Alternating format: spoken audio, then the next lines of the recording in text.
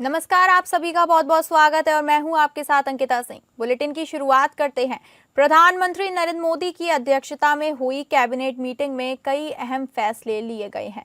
शुरुआत में दिल्ली ब्लास्ट के पीड़ितों को श्रद्धांजलि दी गई। इसके बाद सरकार ने देश की अर्थव्यवस्था और निर्यात को नई रफ्तार देने वाले 3 बड़े फैसले लिए।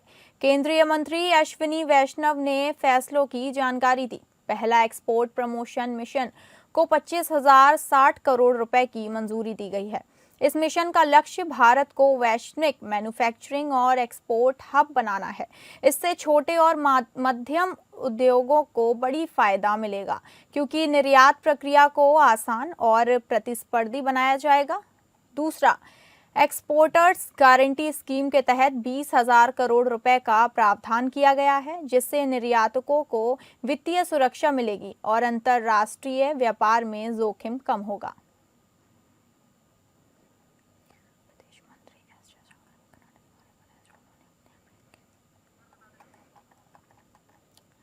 आपको बता दें, प्रधानमंत्री नरेंद्र मोदी की अध्यक्षता में हुई कैबिनेट मीटिंग में कई अहम फैसले लिए गए हैं। शुरुआत में दिल्ली ब्लास्ट के पीड़ितों को श्रद्धांजलि दी गई। इसके बाद सरकार ने देश की अर्थव्यवस्था और निर्यात को नई रफ्तार देने वाले 3 बड़े फैसले लिए।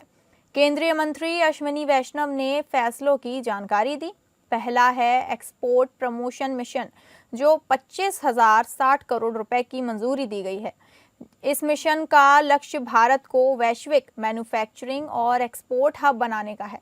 इससे छोटे और मध्यम उद्योगों को बड़ा फायदा मिलेगा, क्योंकि निर्यात प्रक्रिया को आसान और प्रतिस्पर्धी बनाया जाएगा। दूसरा, एक्सपोर्टर्स गारंटी स्कीम के तहत 20,000 करोड़ रुपए का प्रावधान किया गया है, जिससे निर्यातकों को वित्तीय सुरक्षा मिलेगी और अंतर्राष्ट्रीय व्यापार में जोखिम कम होगा।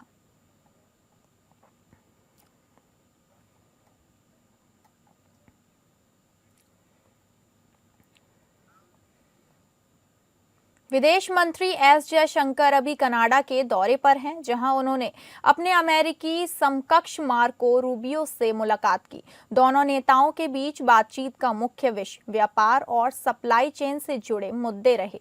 ये बैठक कनाडा के नियाग्रा क्षेत्र में G7 विदेश मंत्रियों की बैठक के मौके पर हुई। यह मुलाकात ऐसे समय हुई है जब अमेरिकी राष्ट्रपति डोनाल्ड ट्रंप ने हाल ही में कहा था कि अमेरिका और भारत के बीच न्याय संगत व्यापार समझौता लगभग तैयार है। साथ ही वह जल्द ही भारत पर लगाए गए उच्च शुल्क टैरिफ को कम करेंगे। पिछले कुछ महीनों में भारत अमेरिका के रिश्तों में तनाव बढ़ा है, खासकर तब जब ट्रंप ने भारतीय सामानों पर 50% तक का टैरिफ और रूसी तेल की खरीद पर 25% का अतिरिक्त शुल्क लगाया है।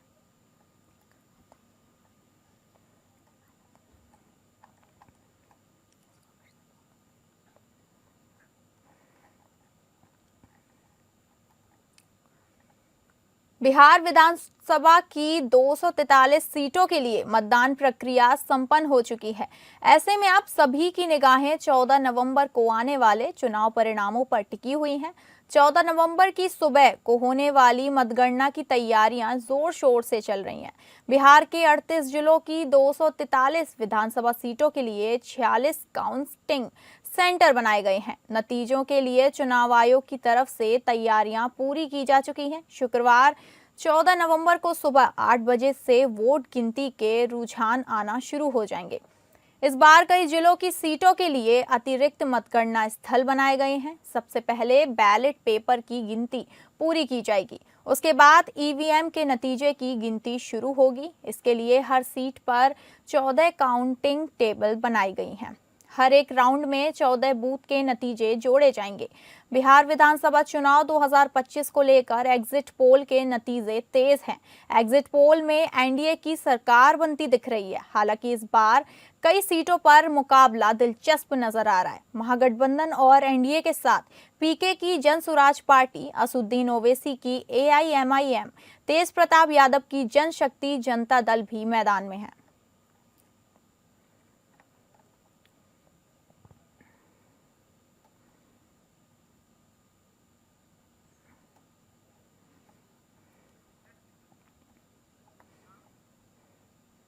बिहार विधानसभा चुनाव 2025 के एग्जिट पोल नतीजे सामने आ गए हैं, जिसमें एग्जिट माय इंडिया ने उम्र के आधार पर दिलचस्प वोटिंग पैटर्न दिखाया है। यह सर्वे दर्शाता है कि युवा मतदाताओं ने महागठबंधन को वरीयता दी, जबकि अधिक उम्र के मतदाताओं ने एनडीए का खुला समर्थन किया। बता दें कि चुनाव के नतीजे 14 नवंबर को घोषित होंगे। इस पर सभी की नजरें टिकी है। सुबह 10 से 11 बजे तक रुझान स्पष्ट हो जाएगा, जबकि शाम तक अंतिम परिणाम की घोषणा संभव है। मतदान 2 चरणों में 6 और 11 नवंबर को संपन्न हुआ, जिसमें वोटरों से बढ़ चढ़कर भाग लिया। पटना में जेडीयू कार्यालय के बाहर मुख्यमंत्री नीतीश कुमार का एक पोस्टर लगाया गया है, जिसने राजनीतिक गलियारों में ध्यान खींचा। इस पोस्टर पर बड़े अक्षरों में लिखा है, टाइगर अभी जिंदा है। जेडीयू के राष्ट्रीय प्रवक्ता राजीव रंजन ने कहा कि बिल्कुल टाइगर जिंदा है। नीतीश कुमार ने अपनी अनोखी शैली से करारा जवाब दिया। टाइगर ने अपने अस्तित्व पर सवाल खड़ा करने वालों को जवाब दिया है। नीतीश कुमार के नेतृत्व में एक बार फिर से एनडीए की सरकार बनेगी।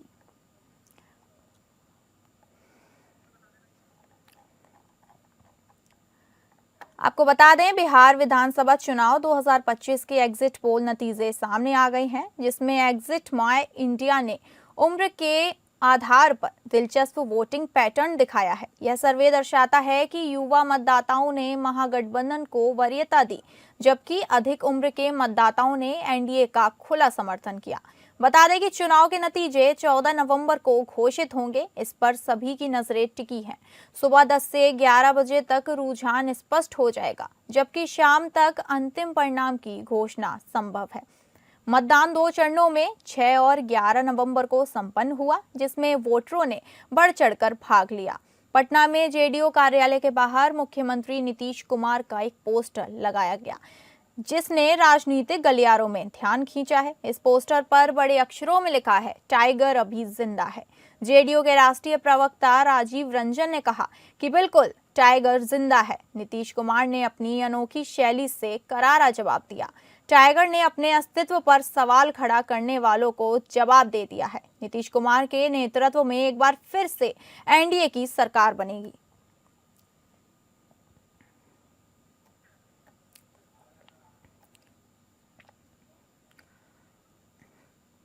झारखंड विधानसभा का शीतकालीन सत्र 5 से 11 दिसंबर तक चलेगा। मुख्यमंत्री हेमंत सोरेन की अध्यक्षता में हुई कैबिनेट बैठक में कुल 18 प्रस्तावों को मंजूरी मिली। इसमें कांस्टेबल भर्ती नियम में बड़ा बदलाव, हर जिले में स्टीम लैब की स्थापना, देवघर में होटल बैजनाथ बिहार का निर्माण और क्लेरियम मांगुर को राजकीय मछली घोषित करने का निर्णय शामिल है। कैबिनेट सचिव वंदना दादेल ने बताया कि बैठक में कुल 18 प्रस्तावों को मंजूरी मिली है। इसमें राज्य में क्लेरियम मांगुर को राजकीय मछली घोषित करने का निर्णय भी शामिल है। इसे राजकीय मछली घोषित होने के बाद संरक्षण और संवर्धन की दिशा में कदम उठाए जाएंगे। इसके अलावा राज्य सरकार ने हर जिले में एक मुख्यमंत्री उत्कृष्टता विद्यालय में STEM यानी विज्ञान, टेक्नोलॉजी, इंजीनियरिंग और गणित लैब स्थापित करने की योजना को मंजूरी दी है। प्रत्येक लैब पर 20 लाख रुपए खर्च किए जाएंगे।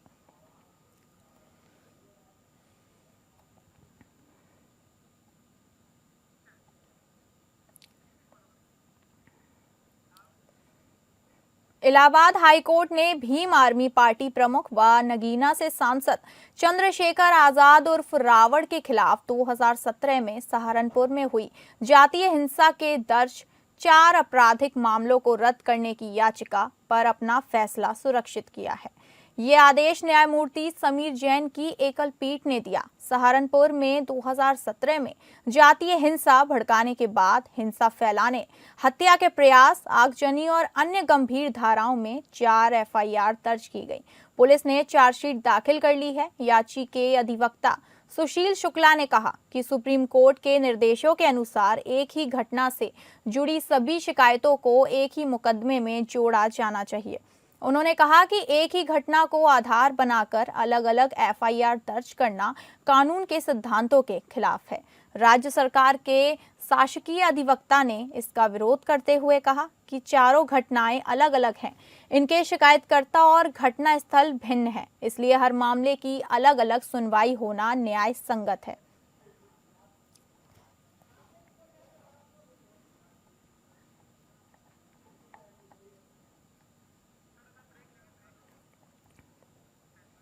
तो अब हम बात करेंगे दिल्ली ब्लास्ट मामले की।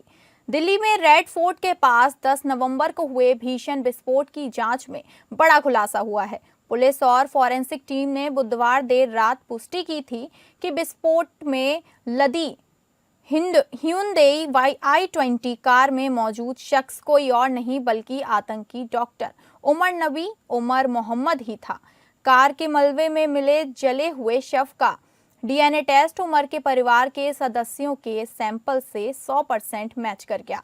इससे स्पष्ट हो गया कि आतंकी उमर ने ही दिल्ली कार ब्लास्ट को अंजाम दिया, जिसमें 12 लोगों की मौत हो गई और 20 घायल हुए। जांच एजेंसियों को शुरू से ही शक था कि हमलावर डॉक्टर उमर ही था, जिसने विस्फोट से ठीक 11 दिन पहले हमले में इस्तेमाल की गई सफेद Hyundai i20 कार खरीदी थी। वह फरीदाबाद के व्हाइट कॉलर टेरर मॉड्यूल का प्रमुख सदस्य था और फरार चल रहा था। पुलवामा के संबूरा निवासी उमर के परिजनों से दिल्ली पुलिस की स्पेशल सेल ने पूछताछ की। उमर की मां और भाई ने डीएनए सैंपल दिए थे, जो ब्लास्ट में इस्तेमाल कार के मलबे से मिले अवशेषों, हड्डियां, दांत, कपड़े के टुकड़े से मैच कर गया। इससे स्पष्ट हो गया कि उमर ही कार चला रहा था।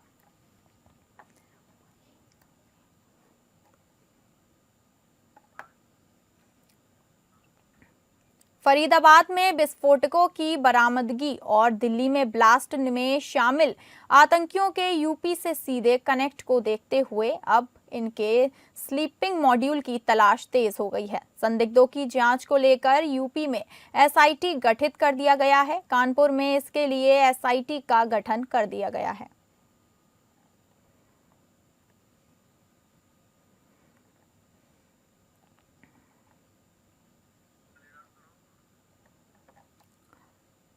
आपको बता दें, फरीदाबाद में विस्फोटकों की बरामदगी और दिल्ली में ब्लास्ट में शामिल आतंकियों के यूपी से सीधे कनेक्ट को देखते हुए अब इनके स्लीपिंग मॉड्यूल की तलाश तेज हो गई है। संदिग्धों की जांच को लेकर यूपी में एसआईटी गठित कर दिया गया है। कानपुर में भी इसके एसआईटी का गठन कर दिया गया है।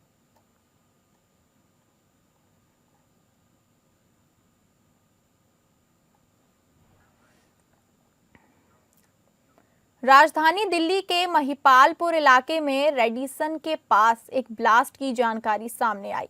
घटना की खबर मिलते ही पुलिस कर्मचारी तुरंत घटनास्थल पर पहुंचे। कॉल करने वाले शख्स से संपर्क किया, जिसने बताया कि गुरुग्राम जाते वक्त उसे एक तेज आवाज सुनाई दी। मौके पर पहुंचने पर पुलिस को ऐसा कुछ नहीं मिला। स्थानीय लोगों से पूछताछ के दौरान एक गार्ड ने बताया कि धौलाकुआ की ओर से आ रही एक डीटीसी बस का पिछला टायर फट गया था, जिससे वह तेज आवाज आई थी। डीसीपी साउथ वेस्ट ने पुष्टि की है कि स्थिति सामान्य है और चिंता की कोई बात नहीं है।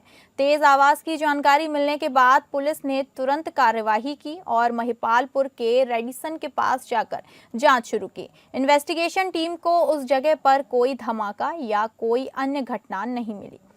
पुलिस ने आवाज के स्रोत का पता लगाने के लिए स्थानीय लोगों से पूछताछ की। एक सुरक्षा गार्ड ने पुलिस को बताया कि आवाज असल में एक डीटीसी बस का टायर फटने से आई थी, जो उस समय धौलाकुआ की तरफ जा रही थी।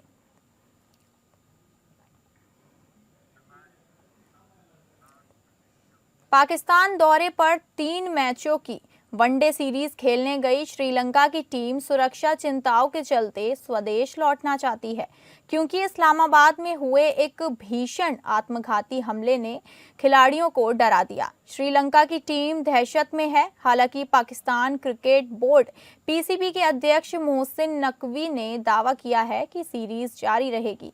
बस उसका शेड्यूल थोड़ा बदलाव कर दिया गया है।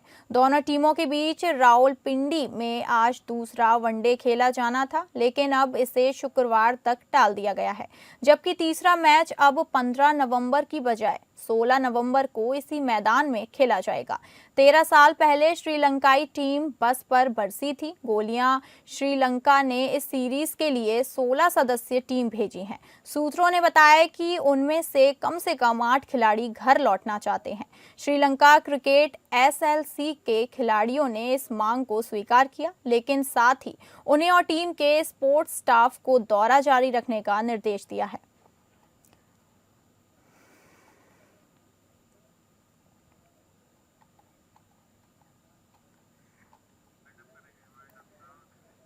फिलहाल इस बुलेटिन में इतना ही। नमस्कार।